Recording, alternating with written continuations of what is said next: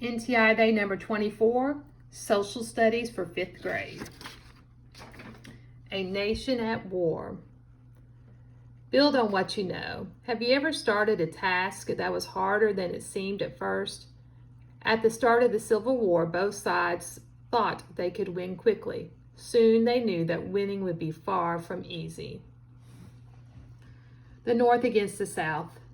The Union and Confederacy had different strengths. When the Civil War began, 11 Southern states succeeded and formed the Confederacy. 4 other slave states, Missouri, Kentucky, Maryland, and Delaware, stayed in the Union. Slave states that stayed in the Union were known as border states. The North had many advantages in the war. About 22 million people lived in the North. The South only had around 9 million people, and about 1/3 of them were enslaved and could not become soldiers.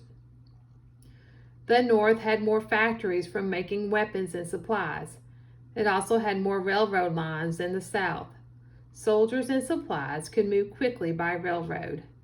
The Confederate States had some advantages too. Most of the fighting took place in the South, and Confederate soldiers were defending land they knew. The South also had excellent military leaders, such as General Robert E. Lee. And here's a map of early battles from 1861 to 1863. It says the Union plans to block Confederate ports and attack by land called the Anaconda Plan, after a snake that squeezes its prey. And there's the key, the legend. The Union states were dark, Confederate states, Union victories, Confederate victories, Union naval blockades. Plans for war. Union leaders created a strategy or plan to defeat the South. The Navy would block southern seaports so that the Confederacy could not trade with other countries. The Navy would also take control of the Mississippi River. Then the Union Army would attack in the east and west at the same time. The South's strategy was to fight off northern attacks until the Confederacy could survive as a separate nation. Southerners knew that many people in the North were already against the war. If the Union lost too many battles, Northerners might give up. Southerners also hoped for help from Britain and France because these countries needed Southern cotton. A war in the East. At the start of the war, both sides expected a quick, easy victory. Thousands of men from the North and South joined the Union and Confederate armies. In July 1861, a Union marched south from Washington. Its goal was to capture the Confederate capital of Richmond, Virginia, about 100 miles away. On July the 21st, the two armies fought at a stream called Bull Run, near the town of Manassas. Both sides fought hard all day. At the end of the battle, called the First Battle of Bull Run, the Union Army retreated in panic. The battle was worse than expected. People began to realize the war would not end soon. So the Confederacy's plan for winning the war was to fight off northern attacks until the Union gave up and also get help from Britain and France. The war's leaders. The main idea: military and political leaders played important roles during the war. In 1862, General Robert E. Lee took command of the Confederate Army in Virginia. That year, the Union tried twice more to attack Richmond. Lee defended his enemies both times. After these victories, Lee decided to invade the North. He led his soldiers into Maryland. The Union Army stopped him at the Battle of Antietam. It was the deadliest day of war. The two armies suffered at least 23,000 casualties. Soldiers who are killed or wounded are called casualties. Lee's losses were so high that he returned to Virginia. The War in the West. In the West, the Union Army and the Navy had more success. General Ulysses S. Grant led a Union army south from Illinois to Tennessee. He captured several Confederate forts along the way. In the Battle of Shiloh, he defeated a large Confederate army. At the same time, the Union Navy sailed up the Mississippi River and attacked New Orleans. By early 1863, the only major Confederate town left on the river was Vicksburg, Mississippi. From Vicksburg's cliffs, Confederate soldiers could shoot at Union ships on the river. Grant needed to capture Vicksburg to control the river. Okay, and this is the Battle of Antietam. And it says, look at the map and the description on the next page to learn more about the force of this battle.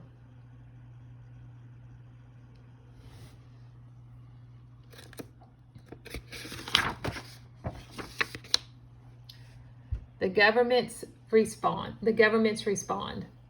Jefferson Davis, the president of the Confederacy, faced many problems. The Union blockade closed most Confederate ports. The South had trouble getting enough food, weapons, or money to fight. Not enough people wanted to join the army. To find more soldiers, Davis had to start a draft. During a draft, a government selects people to serve in the military. The Confederate States often ignored Jefferson Davis's orders. President Abraham Lincoln also faced challenges. As the number of casualties rose, he had to work hard to win support for the war. Like the Confederacy, the Union had to start a draft. Rich people could pay to get out of the draft. This upset people who could not afford the money and those who were against the war. In New York City, people opposed to the draft started a riot that lasted for days. A riot is a violent protest. The government had to send in thousands of soldiers to stop the riot. So why did people in the North oppose the draft? Because rich people could pay to avoid it, while white people could not. Let me start all over. Why did people in the North oppose the draft? Because rich people could pay to avoid it, while poor people could not, or because they were opposed to the war. Okay, this gives you another map about the battle that we read on the previous page. It happened September the 17th, 1862. Between 6 a.m. and 9 a.m., Confederate soldiers fight off the three powerful Union attacks near Dunkard Church. Let's see if I can find the Dunkard Church.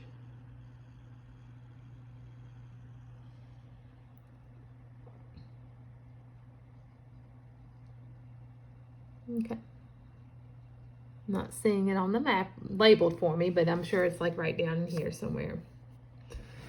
Between 9 a.m. and 1 p.m., Union attacks on the sunken road forced Confederate soldiers to retreat towards Sharpsburg. Both sides suffered many casualties. And so here's Sharpsburg.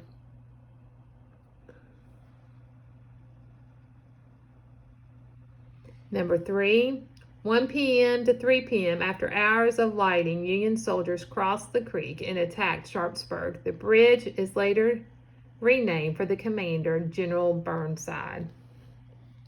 And so there's number 3. There's the bridge.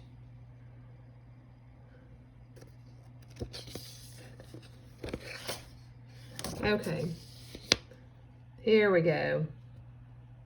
Because the paper's two-sided, so it's kind of hard to see. Here's you have to flip it back. Here's number 1, the church, the Dunkard Church. There's the sunken road. And then if you flip your paper over, you have the Burnside. And then number 4, 3:30 p.m., Confederate soldiers take the Union soldiers by surprise, forcing them to retreat back across the river and saving Lee's army from defeat. So here they are, they're going back across the Burnside Bridge. So numbers 1 and 2 are actually on the page I read earlier about the start of the battle. And if you flip it over, 3 and 4 are there. Here's your legend or your key. You have the Union attack, Confederate attack, Union retreat, Confederate retreat, Union soldier, Confederate soldier, Union General McClellan, and Confederate General Lee.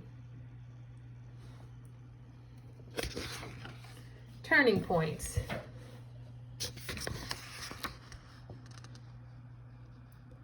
Main idea. Events in 1863 helped the Union become stronger in the Civil War.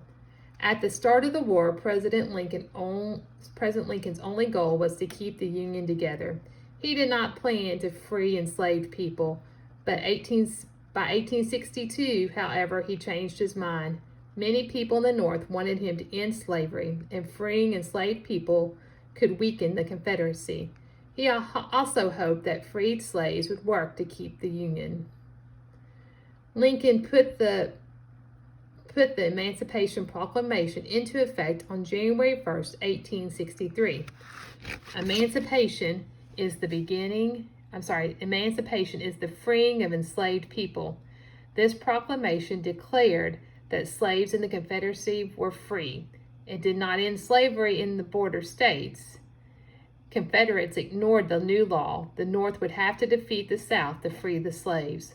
The Civil War had started as a war to save the Union. The Emancipation Proclamation made it a war to end slavery in the South. Vicksburg and Gettysburg. In 1863, the Union won two important battles. In the West, General Grant's army surrounded Vicksburg and fired cannons into the town for 6 weeks. On July 4th, Vicksburg surrendered, and the Union now controlled the Mississippi River. This cut off Texas and Arkansas from the rest of the South. The Union also won a major battle of the East. After stopping 2 more attacks on Richmond, General Lee decided to invade the Union again. He marched north to Pennsylvania. The Union Army met Lee's soldiers on July the 1st near the town of Gettysburg. For 2 days, armies battled back and forth. On the third day, Lee ordered a final attack. Nearly 14,000 Confederate soldiers charged across open fields towards the Union Army. The Union soldiers were ready. They stopped the attack with rifle and cannon fire. The heavy fire killed or wounded about half of the Confederate soldiers. Lee's weakened army had to retreat. In July 1863 was the turning point of the war. The Union victories at Vicksburg and Gettysburg gave the Union a better chance of winning. So the Emancipation Proclamation, President Lincoln declared to issue the proclamation to free the slaves. This is a copy that was made so that people could put it in their homes and schools.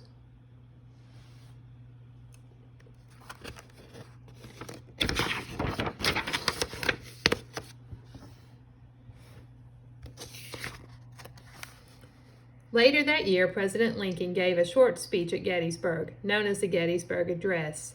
He declared that the Union was fighting to make sure that American democracy would survive.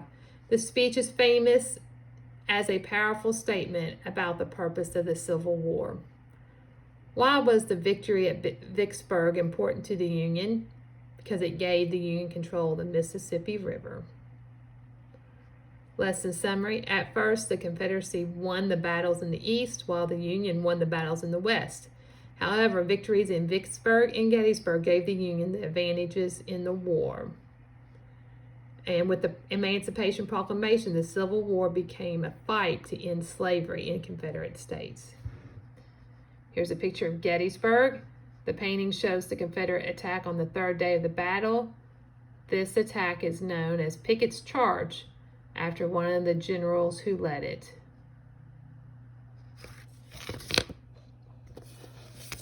And now you have some questions you're going to answer. You got 5 multiple choice questions. Number 1, which was one of the South's greatest strengths? A, they had extensive rail lines to move troops and supplies in the South. Or D, the military leadership of Robert E. Lee. Number 2, the battle of the Civil War were mostly fought F, in the border states, G, in the South, or H, in the North. Number 3, at the Battle of Antietam, B, the Union Army retreated from the Confederate Army, Or C, at least 23,000 soldiers were killed or wounded in one day. Okay, here is a timeline. You have 1861, then you have July 1861, the first Battle of Bull Run. Then you have 1862, 1863. January 1863 is the Emancipation Proclamation. 1863 in July was Vicksburg and Gettysburg battles, and then 1864. Use the timeline answers 4 and 5. Which event occurred in July 1861? The Battle of Bull Run or the Battle of Gettysburg? And number 5, Lincoln made the Emancipation Proclamation freeing the slaves, A, after the Civil War ended, or D, before the Battle of Vicksburg? Lincoln made the Emancipation Proclamation freeing the slaves, B, after the Civil War ended, or D, before the Battle of Vicksburg?